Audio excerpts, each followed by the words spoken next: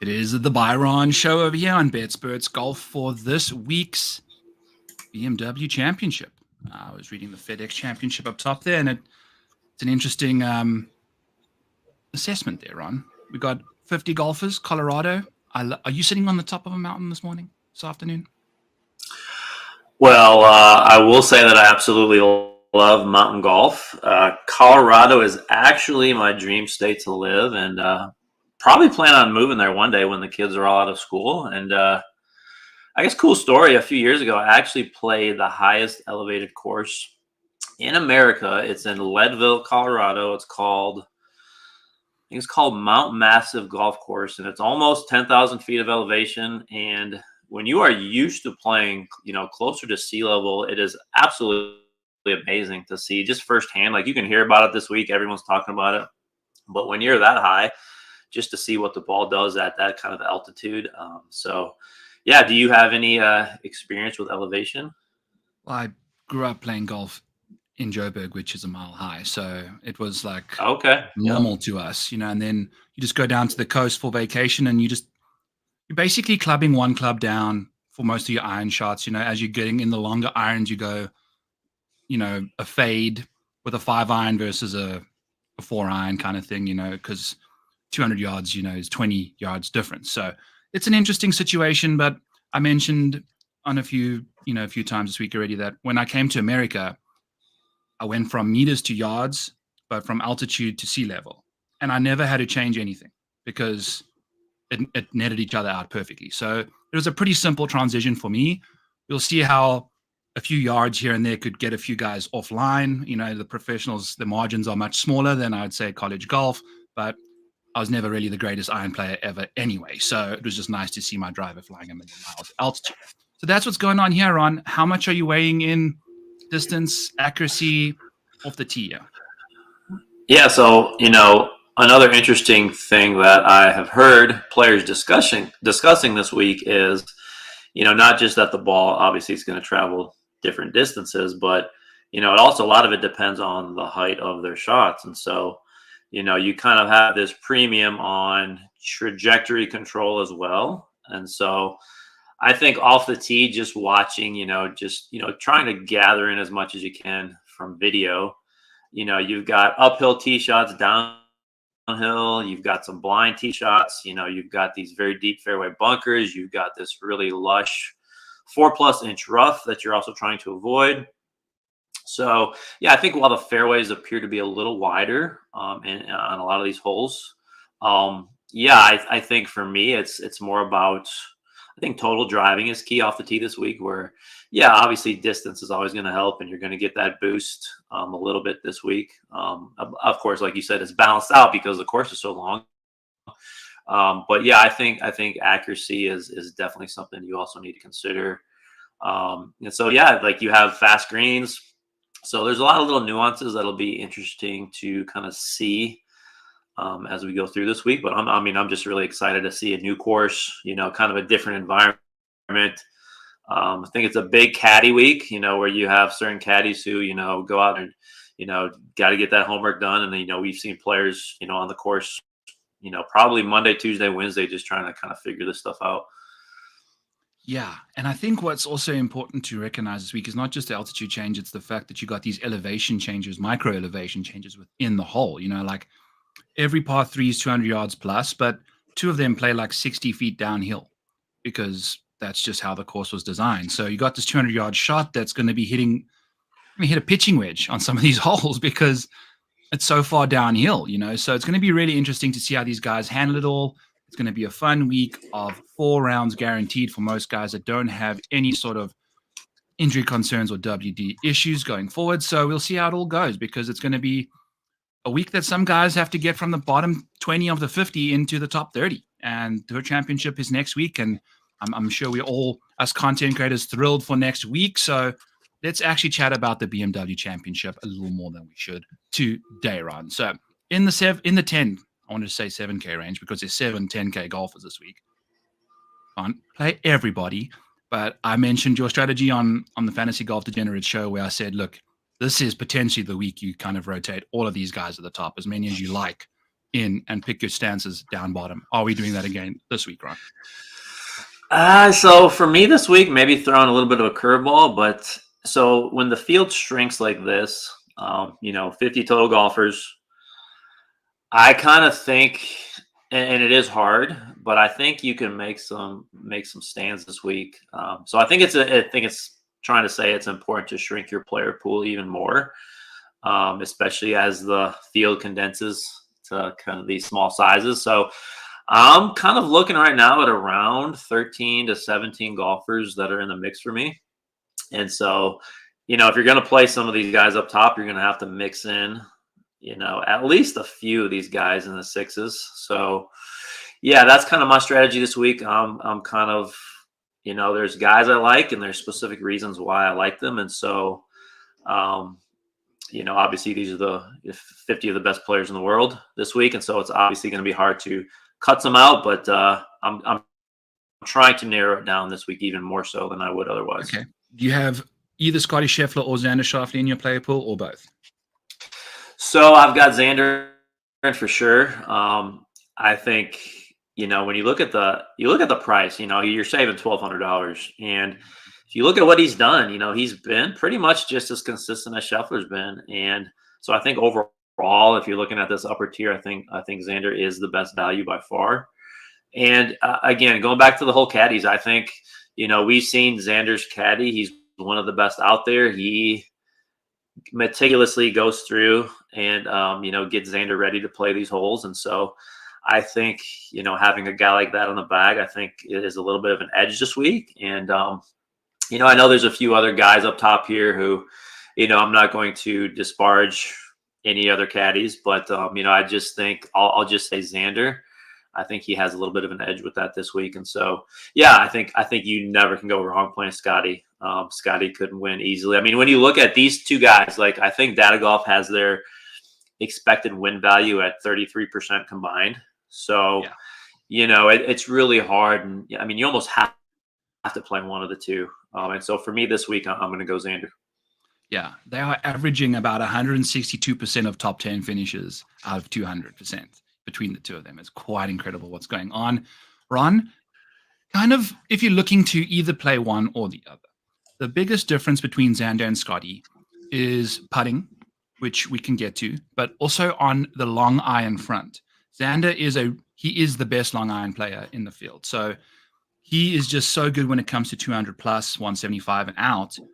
How many shots are you expecting from 175 and out this week?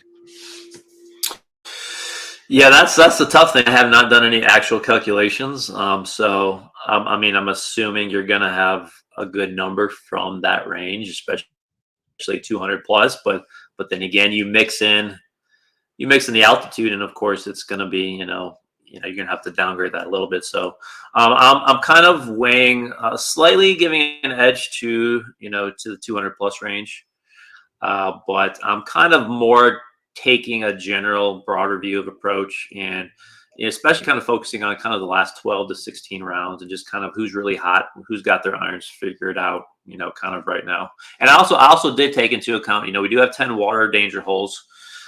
So I did kind of look at ball striking using the rabbit hole ball striking on other courses that have, this high amount of water danger. So I think those are kind of the angles I'm taking on approach this week. Cool. I did some back testing and reverse engineering, and I was watching that Jim Nance fly over like 4 times by Monday afternoon. It was kind of a wild ride for me there, but he needs to narrate every single golf flyover for Golf Digest because it's just so much better to listen to him speak about it. But I'm expecting roughly 3/4 of shots coming from 175 to 200. I think it's going to be a big angle of attack for me this week. I know a lot of people have been saying, these guys are just going to mash driver everywhere. You have to lay up on like 4 holes unless you want to take on significant amount of risk, and maybe 5 or 6 if you want to take on an average amount of risk. So I think that's something that you're going to be needing long irons to do as well, is when you're laying up on these shorter holes, you have to hit your long irons well in the fairway, and that adds an even more emphasis onto the long iron play. So I'm a big fan of what Xander can do there, so I'm with you in that department. Of the other, say, 5 guys here, Ron, Rory, Hideki, Victor, Aberg, and Colin. Who is your favorite? Who is your least favorite? So, yeah, as we get down this list here, I know Victor's going to be popular. You just can't deny that he raises his game this time of year. And you saw it again last week, gained 8.5 strokes ball striking. His swing appears to be fixed. I mean, LOL, like he needed to really fix anything. Yeah.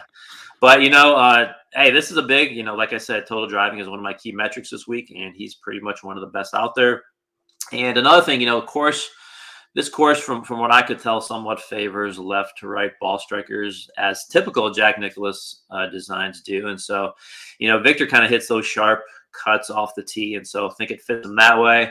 I think, we're kind of seeing his putter warming up. So, yeah, he's a guy who I expect to be popular. I think so many people have outrights on him.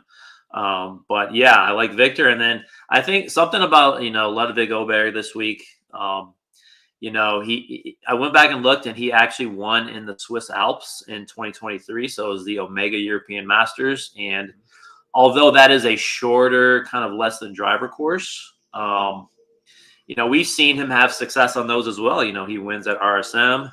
And so, I know he's kind of had his Sunday struggles, as we talked about last week, and just for some reason kind of can't get over the hump. But I don't know, something about this course, being in the mountains, kind of maybe a change of environment. I think some of these younger guys, there's no course history advantage here this week, except maybe for Wyndham Clark, who's, played here a bunch. But yeah, I think we could see kind of one of these younger guys like an Aberg, win this week.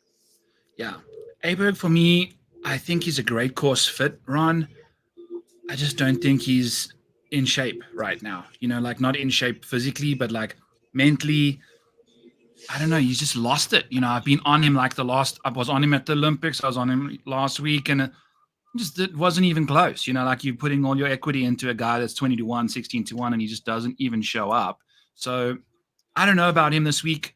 And it's also interesting to note, Ron, there's like a 4 or 5% difference in total ownership between everyone all the way down to Tommy Fleetwood.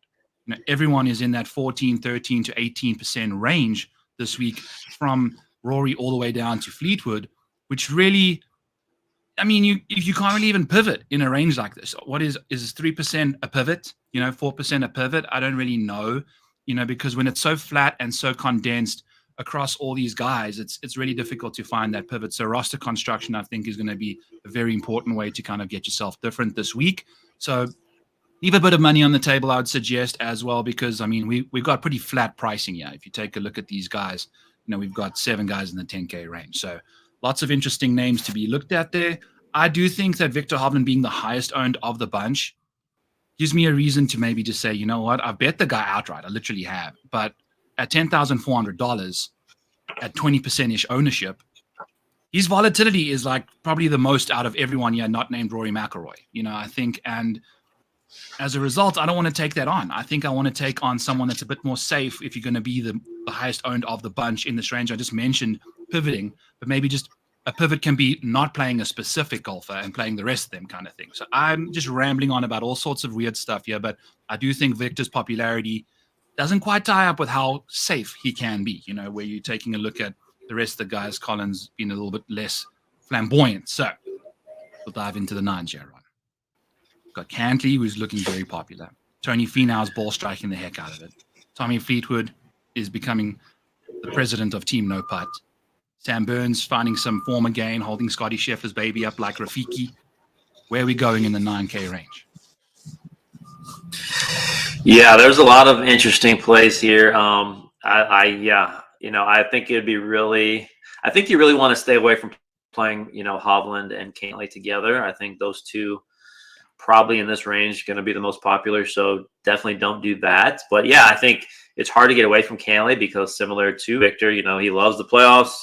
He's won this event, the BMW, 2 of the last 3 years. He, again, excels on Jack Nicklaus designs. You're talking about, Muirfield Village, loves bent greens, and then he's, you talk about current form, he's 9th last week. He's kind of turned his game around for the better. So, yeah, probably mixing and matching, and if Cantley and Hovland in different lineups for sure. I think Tony Finau sitting right there below him. I don't really like this price. But you do look and you see 7 top 20s in his last 8. You have the Utah elevation narrative with Tony being from Utah. And, his approach game has been off the charts good this year. And so, I have an outright on Tony, and so, it's just like if he could just put it all together for 1 week, the putting with the approach, with off the tee, he's been just off slightly in one of those. So I do like him. And then, I think Wyndham Clark is someone who, another guy who everyone's reading into the narratives, Colorado native, played this course 30 times. But, you look and you see, he's had a rough stretch, but he's kind of found his stride, finishing in the top 10, and I even had to double check that because you heard this narrative about him, recently, but he's actually finished in the top 10, 3 of his last 4, 7th place last week.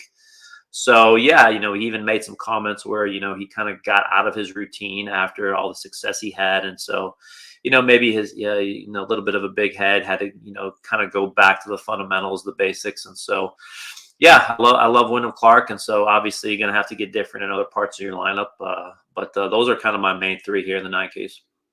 Yeah, I also have a Clark outright, but the same thing as Victor. I think I've bet the 2 most popular options in those ranges respectively, and I don't think I'll be playing them in DFS because I respect their volatility, I respect their upside, but neither of those guys are the safest options over there, if you're being honest with me. Like if they blow up, they blow up. So I'm okay kind of leaving those 2 out and just kind of exposing yourself to them in a top 5 each way kind of situation with the outright side of things. Tony Finau on, I bet him top 20. Like you said, 7 of his last 8 starts have been top 20s. This guy is just a top 20 machine. So does that help you at $9,700? We don't know. Like, is it going to be a top 5 or top 7, top 10, or is it going to be another T17 kind of thing for Tony Finau? So at $9,700, I'm willing to give that a gamble, especially with those around him being a little bit more popular than him.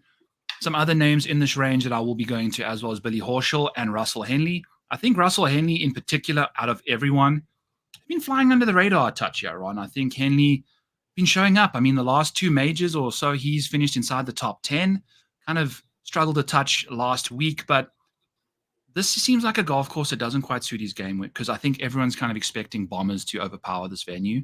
He's pretty solid. Take a look at all these majors. He shows up at Augusta, and, there's been comps to Augusta this week. So I think he's going to be just fine. The way he kind of handles himself off the tee. Russell Henley at $9,100, probably one of my favorite plays south of $9,500 south of Tony Finau, essentially. So that's kind of where I'm going there. Who are you definitely not going to be playing in the bottom of the 9K range, Aaron? I'm completely out on I would probably say Tommy Fleetwood. I know some people are really into him this week. Like you said, his putter is just kind of left. And if this, I think it might turn into somewhat of a putting contest this week. I'm not positive on that, but I think we could see somewhere around 20 under. Who knows how much that could go. But 9,600. When I think there's some guys in that range I would much more prefer who have more winning upside. Yeah. Awesome stuff. And, a tradition like none other is asking you to give me a fade or a play in a specific range, and then you're just adding $200 to the range just so that you can give your favorite answer. Ron, I respect that about you. It's one of my favorite tips. Yeah, typical. A typical tip, a little extra $100 here and there will get you a long way. People in the $8,000 range, got some Corey Connors, some Justin Thomas, rounded out by Christian Bezuidenhout and old Shane Lowry going to walk himself 9 miles times 4 this week. So up and down these hills, the big boys, I know going up a hill is not the easiest thing when gravity's working against you at 250 pounds. It's not the easiest. You've got string beans like Willie Z kind of just levitating up those things. So in the 8s, Ron, who you liking? Who you hating? One of my favorites this week is Adam Scott. Little sneaky option there at $8,300. Yeah, this is maybe a bit of a dead zone for me this week. But going with what you said.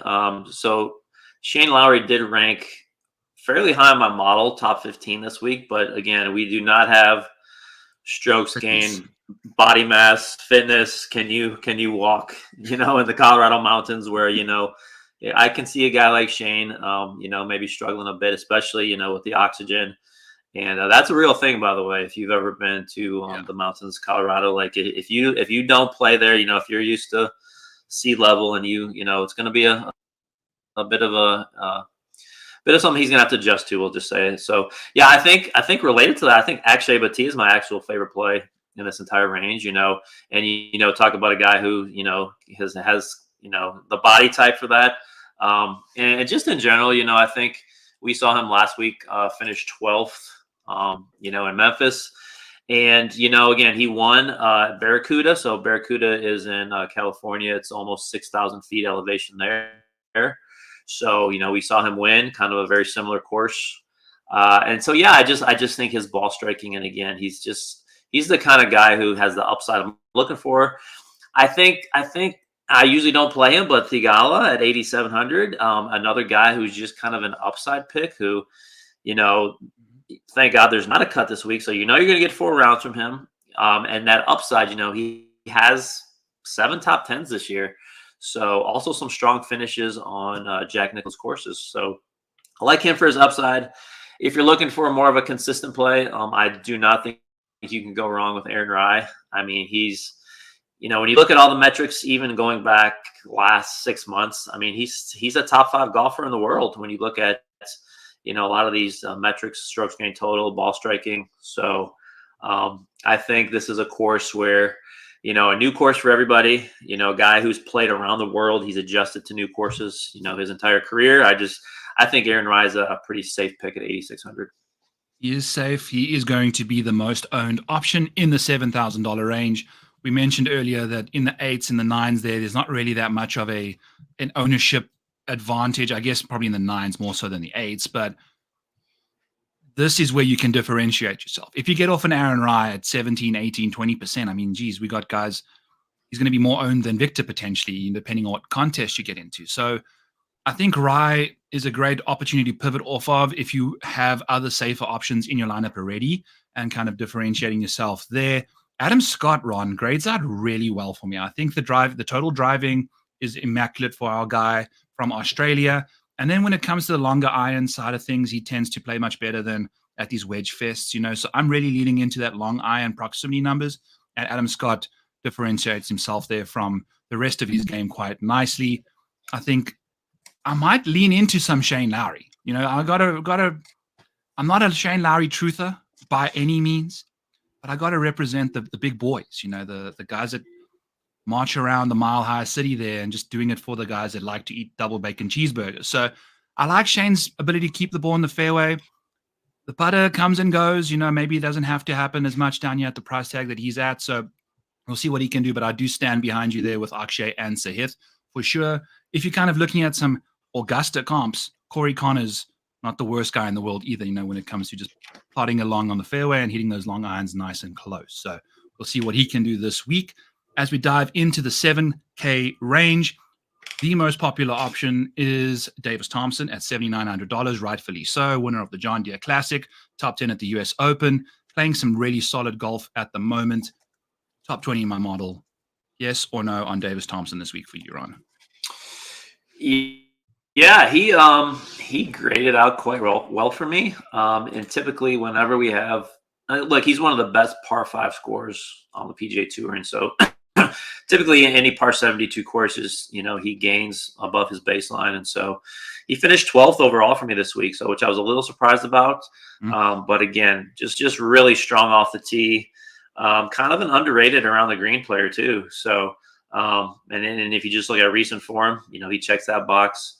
So, yeah, for me, when you got these 4 par 5s in play, if this does turn into kind of a scoring contest, I think that gives him an edge as well.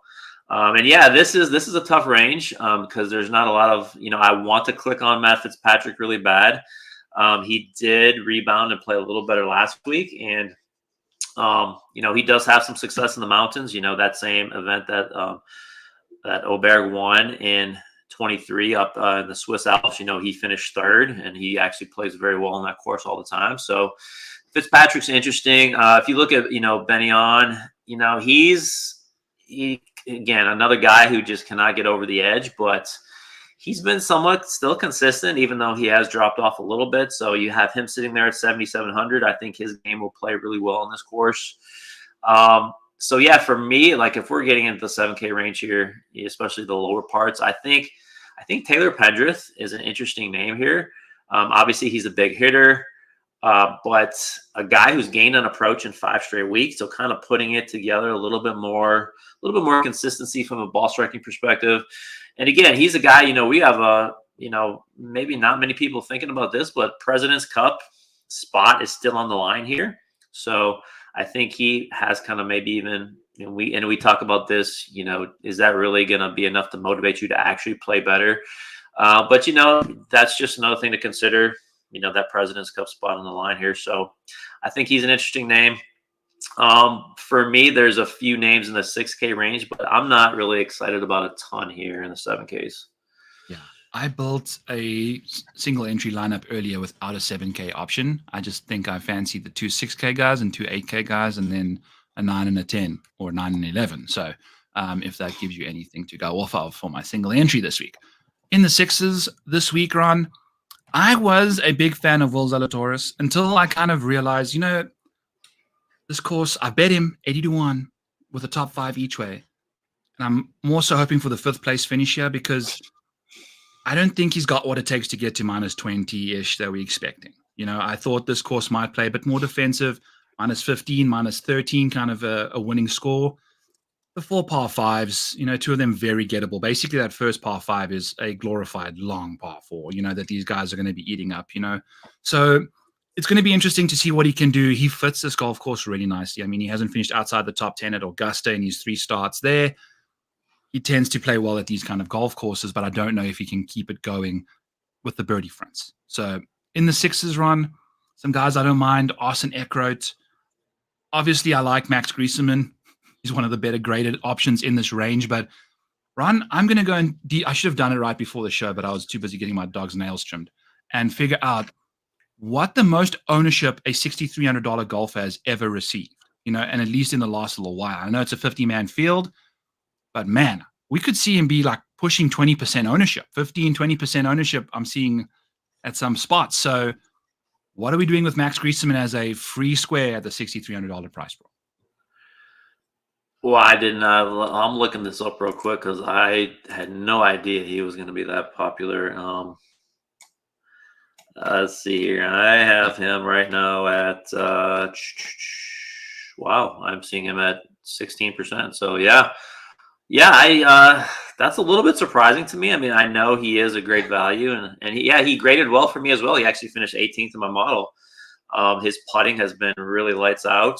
So I'm definitely. I mean, I can say this right now. He was not on my radar as far as playing him, even with that high finish in my model. And so I would assume then, probably a lot of other people using the rabbit hole and seeing that high ranking. And so, I would never consider even playing someone in the 6Ks with who's even over 15%. I mean, probably even over 12%. 10. So I mean, you have, and So did you say you have an outright on Willie Z, but you're not playing him in DFS? Probably. I think he's going to be popular as well. I think everyone might be jumping on what he did the last week. So what is Willie Z right now? He's at 10%. Maybe I roll with him. No one. That's not too crazy considering everyone around him. Yeah, and it's surprising because even on our Betsperts Golf Discord, people are kind of still sour on him, and I responded this way. I think it's very similar to why I played him last week in DFS. Number one, he has the ceiling to win. Okay, last week. He gained in every single category, strokes gained across the board. He's still, even though his, if you're running a model this week that's more short term, like 3 months, 6 months, he's not going to grade well. But if you look at his long term, he's still a top 10 long term ball striker in his field. He has played well in elevation before. He won the Korn Ferry event here a few years back. And again, as everybody knows, he had his best in strong field events, which this is. I checked the ball speed on the rabbit hole, which again, you can actually go in and check ball speed per tournament, per round. And his ball speed pretty much looks like it's 100% back. And so, I mean, I jumped all over. 180 is I saw 180, 181 last week. So, Go, baby. yeah, and I mean, like you said, I got a 75-1 on him, and so I think like that's extreme value. Again, you're getting 4 rounds this week from him, and so I just think 6,800. Like, I honestly probably have Willie Z locked in 100% of my lineups this week. And so I love him, love the value. I love seeing only 10%. I hope it stays that way. And I think right above him, I don't know what you thoughts about Nick Dunlap. I think, he's probably going to be somewhat popular as well. So yeah, I'm seeing him right around 10% as well. But I think he's a guy who, he talked about this last week, he was doing everything he could to get into that top 50. And I think, the top 50 is the big one, but I can see him, kind of this young guy, he wants to keep going. He wants to play next week. And so it's going to take another kind of strong week from him again to get there. But again, I think you're getting he's proven he can play with the big boys. And so I think 6,900, if you're looking for another value play. Siwoo Kim actually, surprisingly to me, graded the very best in the whole 6K range. He finished 16th for me. Guy who has, kind of struggled. But you look at the ball striking, you look at comp courses, he finished very high for me. Strokes gained ball striking on high water danger courses, finished high. So I think he's another guy, kind of like a Sahith, but in the 6K range. Guy with kind of some upside, who I will be playing as well in the 6,700. And I will last one, I'll mention Thomas Dietrich.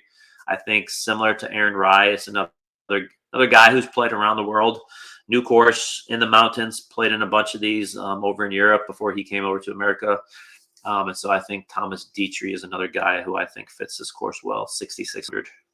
Yeah, and Dietrich's looking like one of the lesser owned options in the top of the 6K, bottom of the 7K range. And just to put this into perspective for some people, I'm seeing the lowest owned option at 5% this week. So it's really like you're not, there's no 1% or 0.5% guy, 2% guy. Maybe in some single entries, you might see 2 or 3% sneak in here and there. But it's so difficult with a 50-man field full of golfers that have all warranted positions in this field, have earned their way in here.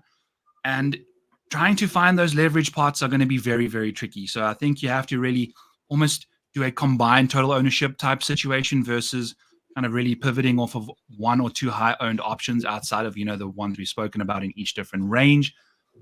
I think some Cam Davis and Austin Eckroat, Ron, at $6,200, $6,300, especially with a little bit of the laying up, the clubbing down type mentality. Cam Davis has been playing some really good golf.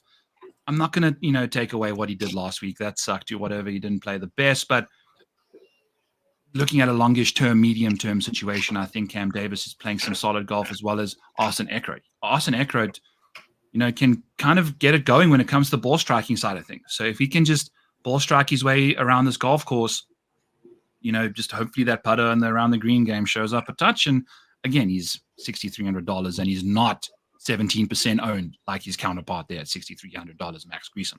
So, find your battles, pick them, choose them, fight them, and hopefully win them. So that's what's going on over here for the BMW Championship, Ron. It's the last kind of full field event of the week or the year. What would you say? Let's reminisce a touch. I know we never really spoke about doing this at all, but I'm kind of, what was your favorite tournament? What was your favorite winner? What sticks out to you as like a highlight of the year so far? Oh man, there's a lot of things to think about here. I'll go ahead and say that while you're thinking, being at the John Deere Classic now, I hardly hit outright winners anyway, but I've hit the John Deere back-to-back times, and being there for Davis Thompson was the best. I had 4 days of bliss in my Quad City paradise in East Moline, and it was just the best time. So that was my highlight. Just, the only tournament I've attended was the one I saw Davis take care of business there, and that was lots of fun. Yeah, well, definitely. So, yeah, in the same vein, going to Detroit, every year and, kind of seeing that. It's always great to see it up close, and especially, getting there. I don't know if you got there on the practice days or not, but just seeing those guys hit the ball close is always great. But I think just from a broad perspective, just kind of seeing, Xander get over the hump.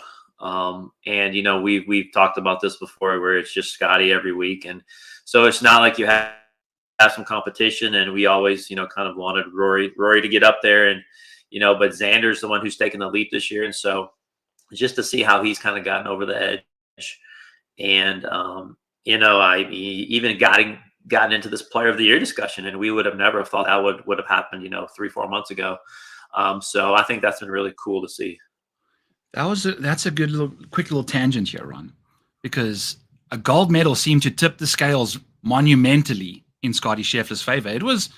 There was definitely some really good arguments for Xander being golfer of the year with 2 majors, being his only wins this year, being the 2 versus Scotty's 7 and only the green jacket. So Xander finished inside the top 10 in all 4 majors, so who would you say is your guy? Yeah, I think Scotty's still a clear number 1. I just think when you look at his overall, 6 wins, or you add in the gold medal, I definitely agree with you. The gold medal pushed him over the edge to make it 100%. But yeah, just to see, we've got some competition up top, and, who knows how long it's going to take for, to get the whole band back together, all these different golf tours. Hopefully it's sooner than later. But I mean, if you just think about it, if we were kind of so spoiled back then, where we had Rahm and we had Brooks, and it was, and now we're kind of left with, I won't say, we still got a lot of great players, but man, if we just had it all back together again, I think people wouldn't take it for granted anymore. Yeah. And maybe I'm a little biased, but we haven't really seen anyone win the way Cam Smith wins either, on the PGA Tour. When he wins, it's like he's crazy, losing 5 strokes off the tee around Sawgrass kind of stuff. It's just, we lost some really good characters to live. Hopefully that can be rectified here in the off season somehow. Who the heck knows what's happening there? It's just become a normality to us anyway. So awesome stuff, folks. Thank you for tuning in. Hit that like button, subscribe to the channel. We appreciate that from you. This is the BMW Championship, the Byron DFS show. It's going to be a weird week. Not too many people to pivot your face off to, but where the opportunities present themselves, do so. We'll catch you guys next time.